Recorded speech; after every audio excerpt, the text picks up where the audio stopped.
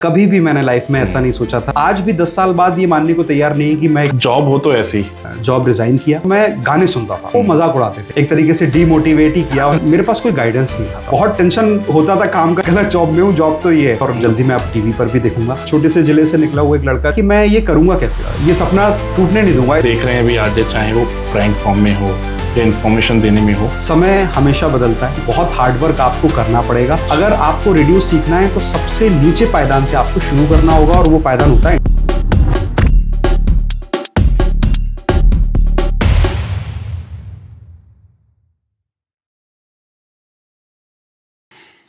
RJ. ये हमारे सबसे अच्छे दोस्त तो होते ही हैं, क्योंकि हमें सॉन्ग्स सुनाते तो हैं ही, साथ अपने जोक से हंसाते भी हैं और इमोशनल स्टोरी से हमें रुलाते भी हैं। नमस्कार, मैं अभिषेक श्रीवास्तव और आप देख रहे हैं द लोकनाथ पॉडकास्ट। ऐसे ही एक माय एफएम के आरजे स्वप्निल हमारे साथ मौजूद हैं। स्वप्निल जी, आपका द लोकनाथ पॉडकास्ट में स्वागत है। Thank you so much. सबसे पहले अभिषेक जी, मैं लोकनाथ के सभी व्यूअर्स को नमस्कार कहना चाहूँगा और सभी को हैप्पी न्यू ईयर भी बोलना चाहूँगा मैं।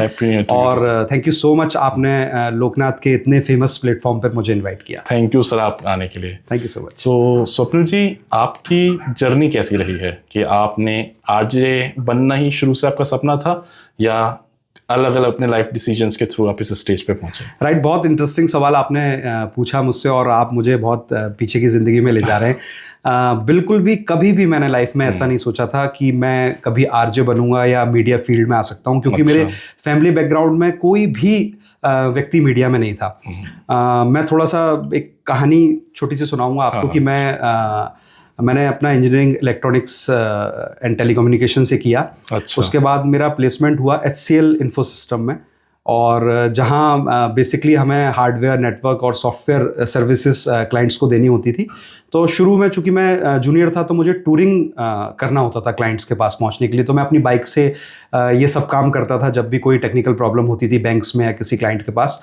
तो उस दौर में मुझे अच्छे से याद है कि मुझे बहुत टेंशन होता था काम का, क्योंकि 3 या 4 कॉल एक साथ इकट्ठे हो जाते थे कि आप कब आ रहे हैं जाने के ऑफिस का। हाँ, और बहुत मैं प्रेशर फील करता था।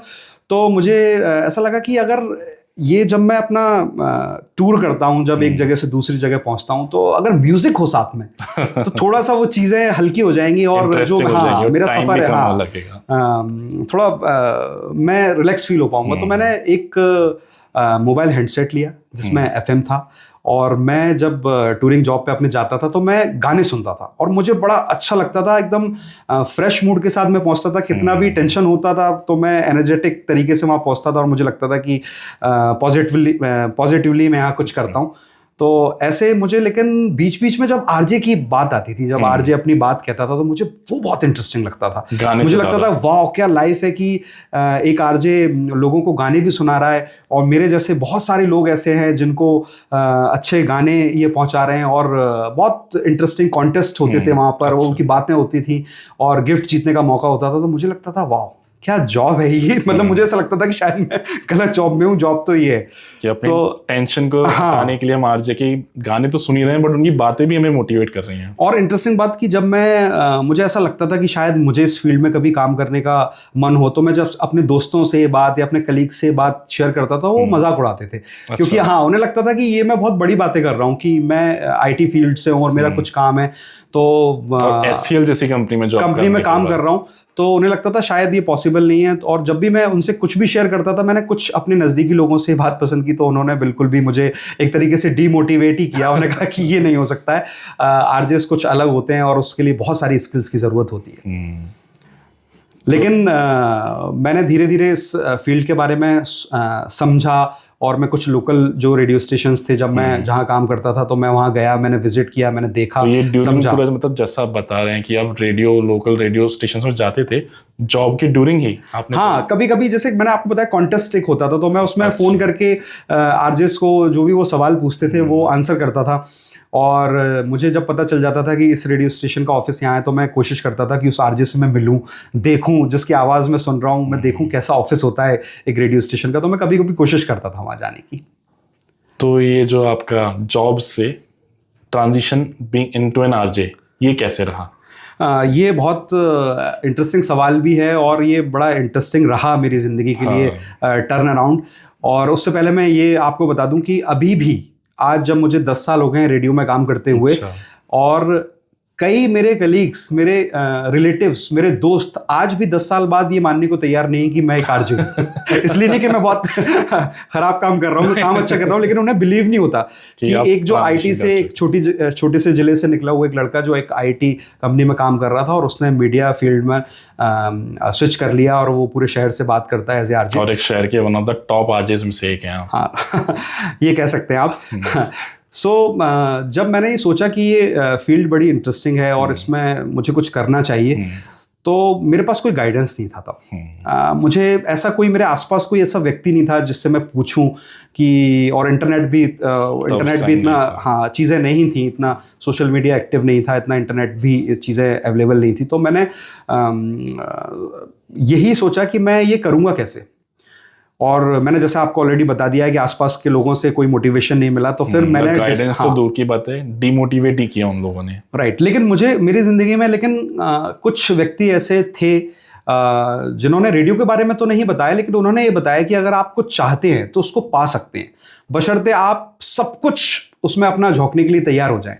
तो फिर मैंने थोड़ा सा, मेरे पास थोड़ी सी सेविंग्स थी अपने जॉब की, क्योंकि ऑलरेडी मैंने 7-8 साल एचसीएल को दे दिए थे। तो मैंने ये सोचा कि ऐसे तो काम नहीं बनने वाला है, बेसिक्स कहीं ना कहीं से यात्रा शुरू करनी होगी, ये कहाँ होता है ये चीज़ें, कैसे मैं सीख पाऊँगा। तो मुझे जब कुछ लोग मिले और जब मैं रेडियो स्टेशन पर, जैसे मैंने आपको बताया, विजिट करने जाता था, तो मुझे पता चला कि इंटर्नशिप, अच्छा। अगर आपको रेडियो सीखना है तो सबसे नीचे पायदान से आपको शुरू करना होगा, और वो पायदान होता है इंटर्नशिप का, आपको सीखना होगा।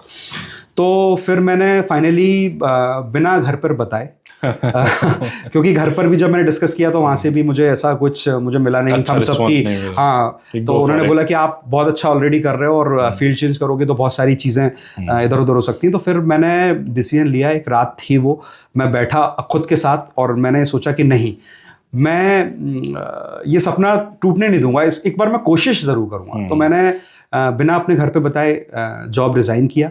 फिर मैंने, मेरे जो कुछ लोग जान पहचान थे उनसे मैंने ये पता किया इंटर्नशिप कैसे मिल सकती है। रेडियो स्टेशंस के मैंने बहुत सारे अपना रिज्यूम लेके मैं गया, और लगभग सभी रेडियो स्टेशन से मुझे इंटर्नशिप भी नहीं मिल पाई, क्योंकि मैं ये सब चीज़ें कर रहा था 30 साल के बाद, 30 ईयर के बाद। तो कहीं ना कहीं वो चैलेंजेस भी आ रहे थे कि आप इतना चीज़ें जॉब छोड़ के आ गए। लेकिन मुझे फिर माय एफएम में ही इंटर्नशिप मिली, और मैं थैंक यू करना चाहूँगा मेरे जो गुरु हैं रेडियो के, विकास अवस्थी जी, कि उन्होंने मुझे इंटर्नशिप प्रोवाइड की, और वहाँ से मैंने दिल लगा के ये चीज़ें सीखी। मैंने एक किराए से कमरा लिया और बिल्कुल स्टार्टिंग से सारी चीज़ें, एक इंटर्नशिप में मैंने बहुत बेसिक काम, कैसे एक रेडियो स्टेशन काम करता है, ये चीज़ें सीखी। और उसका बहुत बेनिफिट हुआ कि मैं आज जिस रेडियो स्टेशन में मैं इंटर्न था, आज मैं वहीं आरजे प्लस प्रोग्रामिंग हेड हूँ। जैसा कि आपने बताया कि आपने माय एफएम से ही इंटर्नशिप करी एंड आज उसी में ही आरजे हैं, तो हम सब जैसे बाहर से देखते हैं, या मेरा पर्सनल ओपिनियन भी हो सकता है ये, कि आरजे हमें एक ऐसा पर्सन लगता है जो गाने सुनाता है, अपनी बात बताता है, हम सबको एंटरटेन करता है, स्टोरी सुनाता है एंड ख़त्म। कि जॉब हो तो ऐसी, नहीं तो जॉब ही ना हो कोई। तो क्या इस बात में कितनी सच्चाई है कि इतनी ईजी जॉब है, या इसके पीछे कुछ और भी चीज़ें हैं? बहुत इंटरेस्टिंग सवाल आपने पूछा। और सबसे पहले तो अभिषेक जी, मैं आपको बता दूं कि जब मैं इस फील्ड में नहीं था, मुझे भी ऐसा लगता था कि वाह, आरजे की लाइफ कितनी अच्छी है। मैं भी कहीं ना कहीं अट्रैक्ट भी, हाँ बिल्कुल, मुझे इसमें बिल्कुल, मैं सच बोलना चाहूँगा, काफ़ी मैं अट्रैक्ट हुआ। लेकिन सच मैं आपके प्लेटफॉर्म पे ये बताना चाहता हूँ कि हाँ, लाइफ इंटरेस्टिंग बहुत है, लेकिन इसके पीछे बहुत सारी जिम्मेदारियाँ हैं। आरजे केवल अपना शो नहीं करता है, बहुत सारी जिम्मेदारियां होती हैं। उस शो को आपको प्रिपेयर करना होता है, अपने शहर के बारे में आपको सब कुछ पता होना चाहिए, आपके शहर में क्या समस्याएं चल रही हैं, क्या प्रॉब्लम चल रही हैं। आप एक आरजे अपने शहर का फेस होता है, तो बहुत सारी रिसर्च आपको करनी होती है। इसके अलावा बहुत सारे इवेंट्स होते हैं आपके ऑर्गेनाइजेशन के, जहां आपको जाना होता है, जहां आपको मंच पर परफॉर्म करना होता है, एंकरिंग करनी होती है। इसके अलावा जब हॉलीडेज आते हैं, स्पेशल त्योहार आते हैं, दीपावली, दशहरा, तब आपको स्पेशल कंटेंट देना होता है। तो जब सब लोग हॉलीडे एंजॉय कर रहे होते हैं, तब हमें आप कुछ एक्स्ट्रा प्रेशर रहता है कुछ कि हमारे शहर को कुछ हम अच्छा सुना पाएं, कुछ अच्छी चीज़ें लेके आ पाएं। तो आरजे की जो ज़िंदगी है, जो बाहर से लगती है कि इतना ईजी है, लेकिन वैसा कुछ भी नहीं है। अगर देखा जाए कि आरजे आपकी स्टार्टिंग स्क्रिप्ट से लेके या जो आप हमें सुनाते हैं उसके पीछे प्रिपरेशंस क्या क्या रहती हैं?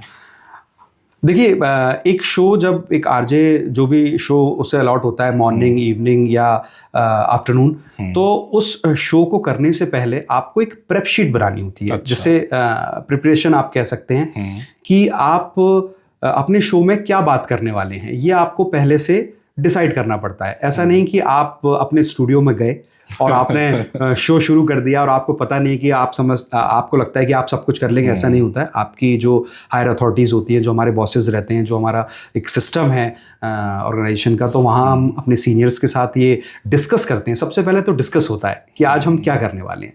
डिस्कशन के बाद प्रेप शीट तैयार होती है, जहाँ ये सब कुछ मेंशन करना होता है कि आज आप क्या बात करने वाले हैं, शहर में क्या चल रहा है करंट सिनेरियो में, और क्या हम आज कॉन्टेस्ट में सवाल लेने वाले हैं, किस तरह के गाने होने वाले हैं। सारी चीज़ें पहले तैयार की जाती हैं। उसके बाद ही एक आरजे अपने स्टूडियो में एंटर करता है, देन शो शुरू होता है। तो जो 3 या 4 घंटे का शो आप एंजॉय करते हैं रेडियो पर, इस पे ऑलरेडी 3 या 4 घंटे की ऑलरेडी पहले मेहनत करनी होती है, तब जाके वो हमें शो इतना परफेक्ट सुनाई देता है। राइट, बिल्कुल। तो जैसा कि आपने बताया कि प्रिपरेशन का टाइम भी उतना ही या कई बार उससे ज़्यादा भी जाता जी, होगा। बिल्कुल। तो सेम अगर हम ओवर द ईयर्स देखें, क्योंकि आपको बीइंग एन आरजे काफ़ी टाइम भी हुआ है, तो जब स्टार्टिंग आपका कैरियर चल रहा था तब बीइंग एन आरजे एंड आज का जो सिनेरियो है, क्योंकि अब लोग कंटेंट क्रिएशन में काफ़ी जा रहे हैं, रील्स, इंस्टाग्राम, तो क्या इस सब ने आपके प्रोफेशन आरजे में थोड़ा फ़र्क दिया है या इससे कुछ इम्पैक्ट पड़ा है? देखिए, इम्पैक्ट तो मैं कहूँगा कि ज़्यादा ऐसा कुछ नहीं है। जो लोग रेडियो पहले भी सुन रहे थे, आज भी वो उतना पसंद करते हैं। और मैंने जैसे बताया कि हमारा जो रेडियो है या कोई भी ऑर्गेनाइजेशन जो भी एफएम फील्ड में चला रहे हैं, उनका जो म्यूज़िक रहता है एक रिसर्च पर बेस होता है। हमारी ऑर्गेनाइजेशन में भी जो म्यूज़िक हम सुबह से लेकर शाम तक प्ले करते हैं, उसके पीछे एक रिसर्च है। अच्छा। कभी कभी वो रिसर्च हम खुद भी करते हैं, कभी कभी एजेंसी की हेल्प भी हम लेते हैं। तो एक म्यूज़िक का टेस्ट होता है कि इस शहर के लोग कैसा म्यूज़िक सुनना चाहते हैं। तो वहाँ तो हम हमेशा आगे हैं। और लोकल कनेक्ट की बात है अगर जो, तो वो केवल आपको एफएम पर ही मिल पाएगा, क्योंकि सोशल मीडिया की दुनिया में बहुत अच्छा कंटेंट क्रिएट हो रहा है, लोग वहाँ देख रहे हैं। लेकिन ऑथेंटिकेशन की जब बात आएगी तो रेडियो हमेशा एक रहता है कि अगर रेडियो पर कोई बात हुई है तो ऑथेंटिकेट है वो चीज़। और दूसरी चीज़ है कि हमारे रेडियो पर जो हम कॉन्टेस्ट लेके आते हैं, आप कोई भी बात हमारे रेडियो के थ्रू लोगों तक या अपनी जो प्रॉब्लम है वो लेकर आ सकते हैं। और इसके लिए आपको ज़्यादा कुछ नहीं करना है, बस एक कॉल करना है, और चाहे तो आप हमारा ऑफिस भी विजिट कर सकते हैं। तो बहुत ईजी है लोगों के लिए हमसे कनेक्ट होना, इस मीडियम से बात करना। तो बेसिकली कहा जाए तो ऑनलाइन तो फिर भी ये कंटेंट क्रिएशन के ज़रिए पहले फॉलोअर्स होने चाहिए, या इजी आपका कंटेंट अगर आपने वीडियो बना के अपनी प्रॉब्लम शेयर भी करी है तो ज़्यादा लोगों तक पहुँचे और नहीं भी पहुँचे इसकी गारंटी नहीं है। बट रेडियो के थ्रू वो ज़्यादा से ज़्यादा लोगों तक पहुँचेगी ही। राइट।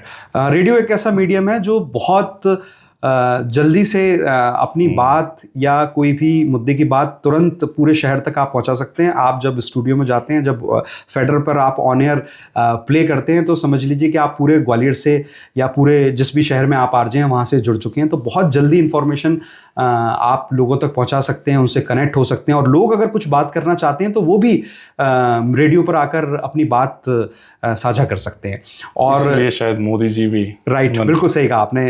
यही कारण है कि जब मोदी जी को अपने मन की बात देशवासियों तक पहुंचानी थी तो उन्होंने रेडियो मीडियम को चूज किया कि वो ज़्यादातर लोगों से और आसानी से पहुंच पाए।